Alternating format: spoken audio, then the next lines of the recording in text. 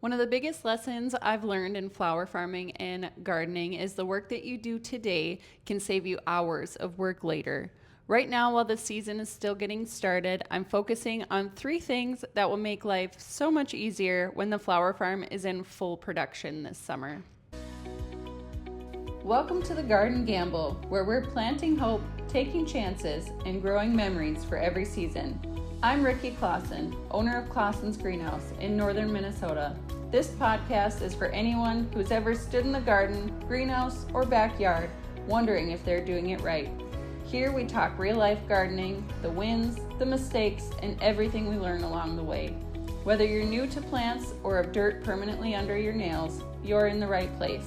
Let's take the gamble and grow together. Hey everyone, welcome to another episode of the Garden Gamble podcast.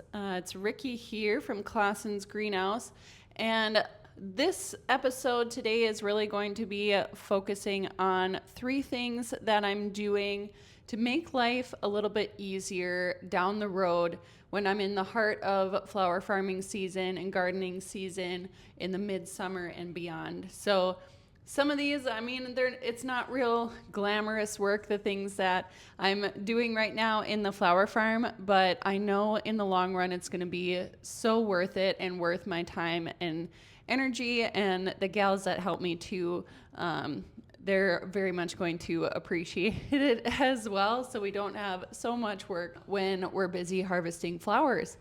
I'm now finally starting to get into the flower farm. I would say where we're at right now, I'm about 40% planted in the flower farm, and I feel a little bit behind this year on planting. Usually I have it done before Garden Fest, which is kind of like our big vendor event, like customer appreciation night that we just held this past Thursday. So the last couple years I've been doing a flower farm tour during Garden Fest, but with how busy that this season has been for us here at the greenhouse, and the weather included, it hasn't been easy to get out there to the flower farm to really kick things off. And we are taking time right now to really put these things in place to save us time later. And one of the main things that I'm doing is the first thing that I'm going to talk about today, and that's adding more space between the rows.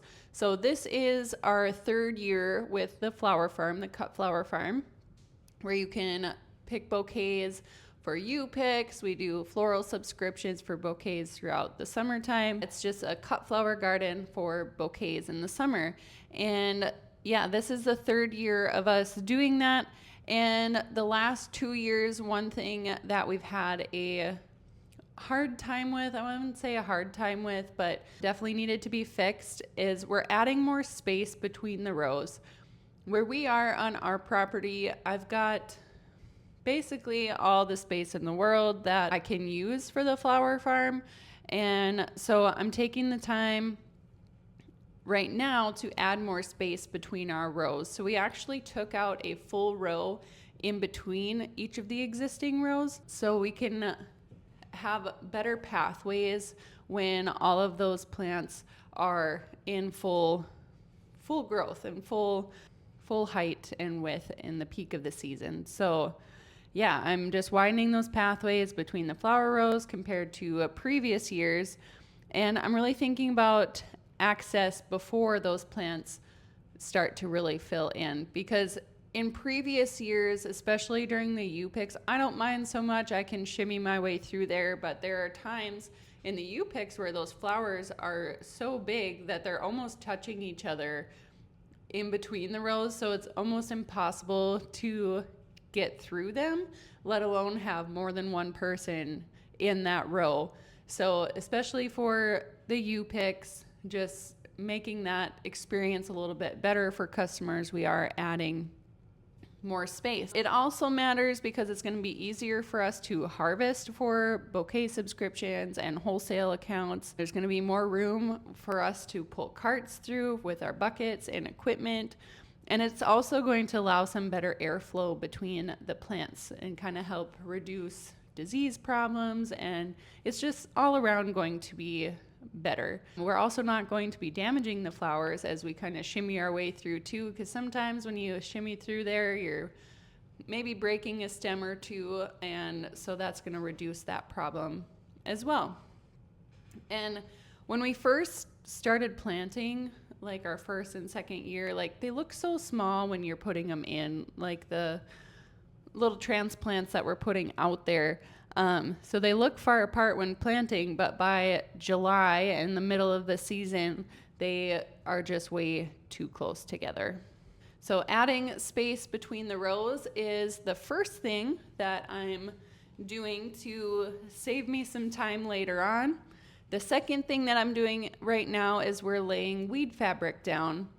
And we're installing that weed fabric, which is just a like black, almost cloth-like weed barrier before planting, where it comes in, I think we're using 6-foot wide rolls, but we've got 3 foot, 5 foot, 6 foot here at the greenhouse too. You can basically get it in any size. I used 6-foot rows, and then we actually take a little handheld torch and we burn holes into the fabric for the plants to go in.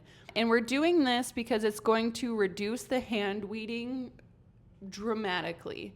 It's just going to reduce the number of labor hours that we have into the flower farm, and it's just going to save us so much time throughout the season, because let's be honest, weeding is one of those chores that we all don't necessarily love. So if we can do something about it to reduce the amount of time that we spend weeding, worth it in my book. It also kind of helps retain some soil moisture, because it just kind of keeps that moisture in the ground rather than evaporating so quickly. So that is definitely going to help. The possible downsides, though, to this weed fabric is the initial cost. It can get kind of pricey when you're doing a whole bunch of it. Right now for us, I believe, off the top of my head, I think I have 7 rows out in the flower farm now that we've added a little bit more space. And I might end up adding a couple more, like on the other side of the flower farm, just depending on where things kind of end up. But so the initial cost, it can be kind of quite a bit if you're doing a big section, but if just a little bit for a little garden bed, worth that too. The other downside that it might have, it does take time, installation time. It just takes a little bit. We do in our rows, I do a few different spacings for plants. So we either do 6 by 6 inch spacing or 9 by 9 inch spacing in the fabric when we are burning those holes. And to make it go a little bit quicker, instead of measuring each one, we actually just take a big plywood board and spray paint a map, I guess, or like a stamp. So then when we come through and burn the holes, we can just do it really, really quickly. But it can take a little bit of time to get that installed, and you use just the ground staples to kind of hold them in place. So there is a little bit of installation time, but after that is installed, worth it. And the other kind of downside to laying weed fabric is it's not perfect for every crop. Where in the past I have done the weed fabric for like the dahlias, but I think I might skip it this year. I haven't gotten my dahlia tubers in yet. I know I'm kind of behind on that as well, but I haven't gotten those planted yet, and I think I might skip the weed fabric. My dahlias have been okay in the past couple of years, but definitely not reaching their full potential in my opinion. And I think the weed fabric has kind of played a role in that, where it's just not enough space for them, even when I burn the hole. So in the past, I've done 12 inch by 12 inch spacing for the dahlias and the weed fabric, but I've seen like little side branches trying to make it through the fabric, and they're just struggling. And I think it's like hurting the plant more than it is helping on the weeding side of it, where I'm just not getting as much production out of it as I think I could. So I think I'm going to skip it this year and see how it goes. Sometimes you just got to do that and experiment a little bit.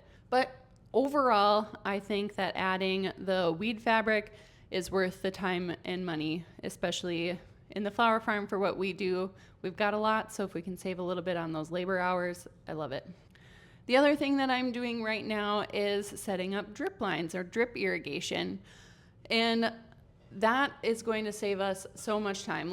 The first year we got the drip installation, the drip irrigation, installed underneath the weed fabric. We got it all ready to go, and it was wonderful for that first year. The second year, we didn't quite get it all totally set up in time, so we ended up doing a lot of hand watering last year, which was just a huge time suck. By the time that you water all of those rows in the flower farm, you've got a couple hours into it every other day or however often that we needed to water. So that one definitely hurt last year. So we got some new drip irrigation, and we're gonna take the time and get that installed this year, because by the time you got done watering last year, it was already like halfway through the day, it felt like. And so by the time we got to actually harvesting flowers after we were done watering, so